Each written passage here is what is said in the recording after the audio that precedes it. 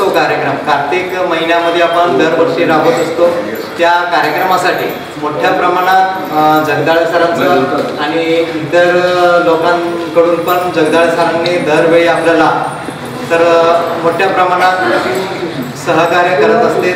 तर त्या माध्यमातून आपण एक संकल्प केले की त्यांचं एवढं मोठं योगदान आहे तर बिडी कामगार महिला जे 21 रुपये देऊन आपल्याकडनं दीपोत्सवासाठी योगदान दिलेलं आहे 3 वर्षापासून, पण ते पारदर्शक होत नव्हतं। पण यावर्षी सरांनी आम्हाला सुचवलं की तुम्ही कार्यक्रम करताना व्यवस्थित करा आणि नियोजन व्यवस्थित करा। त्या पद्धतीने आपण सगळं नियोजन केलं यावेळेला आणि त्याच पद्धतीने आज आपण कार्यक्रम कार्तिक महिन्यात संपलाय, 1 महिना होऊन गेलाय। आज आपण त्या कार्यक्रमाचं बक्षीस समारंभ याच ठिकाणी प्रत्येक कारखान्यातच तिथंच करायचं ठरवलं, त्याप्रमाणे आज या ठिकाणी संपन्न करतोय।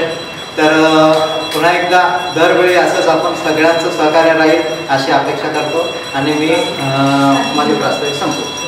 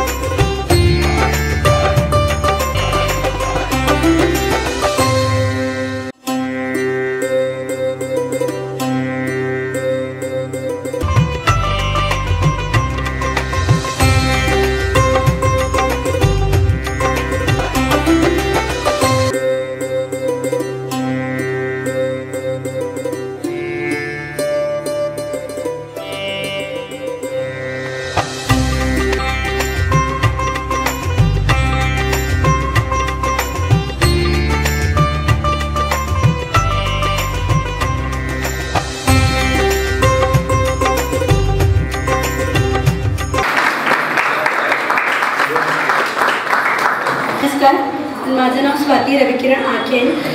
मी एक बिडी कामगार आहे। मी 17 नंबर ब्रँचला येथे काम करते। मी स्वरांजली दीपोत्सवमध्ये मी सहभाग झाले, कुपन काढले, मग त्या ठिकाणी मला हा कुपन लागले। माझे नंबर होते 55 आणि 99।